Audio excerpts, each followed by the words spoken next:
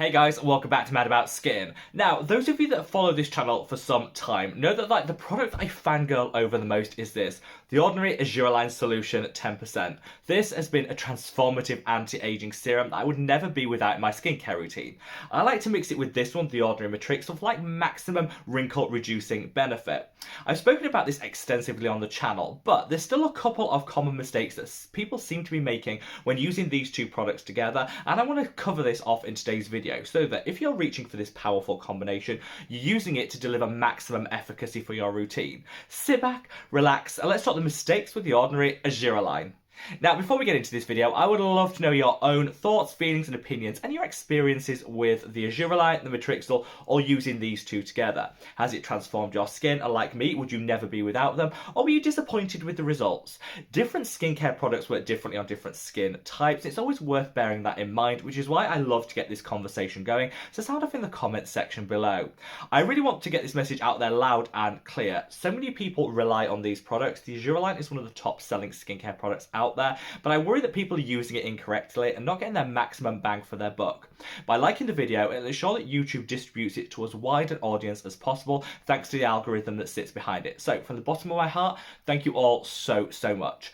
I've got a lot to say and I want to keep it short, sharp and to the point, so let's just cut that waffle and delve straight on in. Now, I'm not going to cover off the Argireline, what it does, why I think it's so fabulous, because I feel like I have kind of done it on this channel. And I'll leave a link to my latest video on the ingredient and how it works up there. Definitely want to check out if you want to know why this is just so special. But for me, its ability to reduce the depth of wrinkles by up to 17% in some studies kind of sold me on the benefits of it in a more wider context.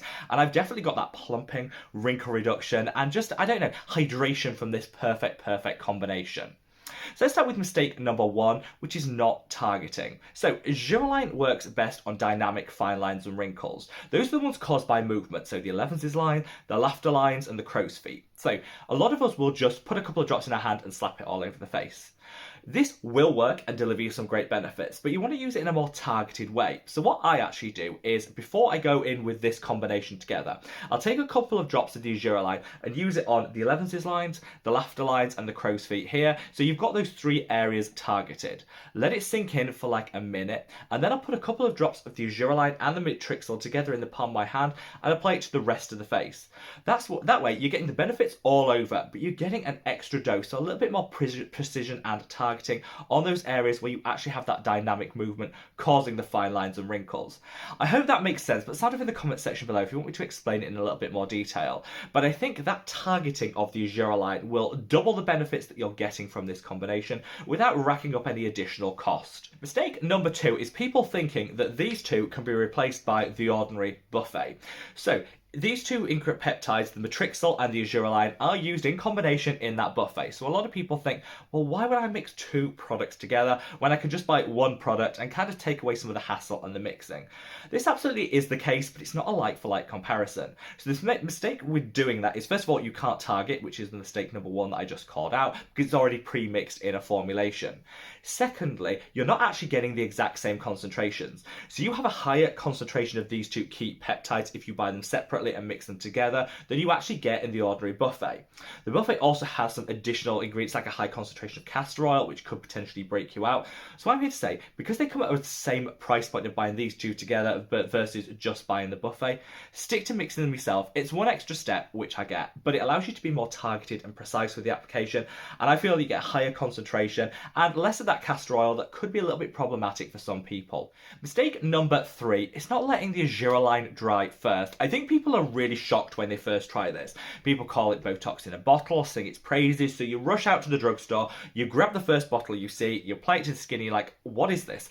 It's like water. In fact, somehow it manages to be more runny than water is, if that's even possible. It runs everywhere and it takes a long time to dry, especially when you compare it to some of your other more viscous serums.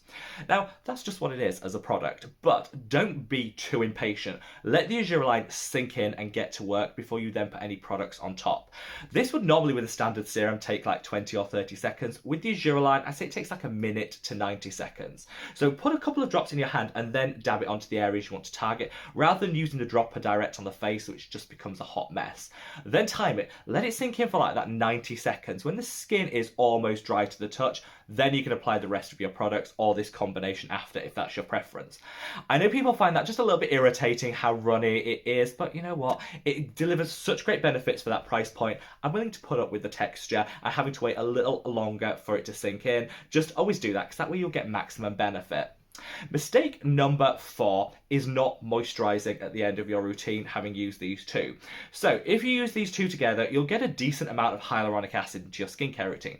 That's absolutely great because hyaluronic acid draws in and retains moisture in itself. So alongside the peptides, you'll also get some nice plumping from that hyaluronic acid fix. I don't like to use too much hyaluronic acid in my skincare routine, so this is pretty much the only products I use that actually contain that. However, when you're using hyaluronic acid, it's really, really important that you finish with a moisturiser or a slightly more hydrating, moisturising sunscreen. That's because it will provide some element of moisture that the hyaluronic acid can grab onto.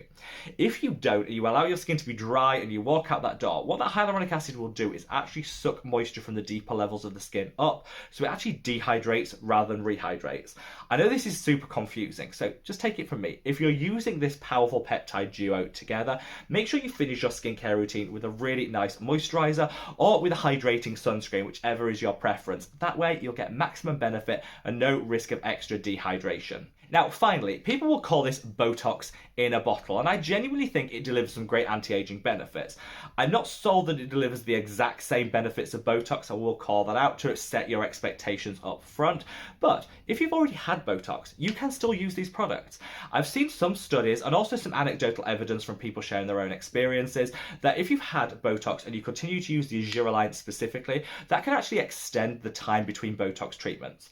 Now, this is like £6 here in the UK. Botox will come in like £400-500. So anything you can do to extend the life of your Botox treatment so you're having it less frequently, spending less money, has to be a good thing. So if you have gone for a little injectable Botox and you want to make it last a little bit longer, continue to use the Argireline. It might just stretch month by month the gaps between your Botox treatments and save you some of your hard-earned coin whilst also maximising the benefits. This is anecdotally something that a lot of people do spot, and I'll find some people that shared that in recent videos in the description box below if you want to understand this in a little bit more detail. But it's a nice way of saving some of your money and extending the life between procedures. So there you have it, guys, a quick rundown of the 5 mistakes I think people make when it comes to the Ordinary Argireline and mixing it with the Matrixyl. You need to hydrate the skin. You can get additional benefits even if you've already had Botox. And also, don't forget to target. It's all about getting the maximum performance out of the products you choose, and hopefully this just helps you in a small way on your skincare journey. Let me know your thoughts, feelings and opinions in the comment section below, and wherever you are in the world, guys, stay safe, stay well, and love your skin.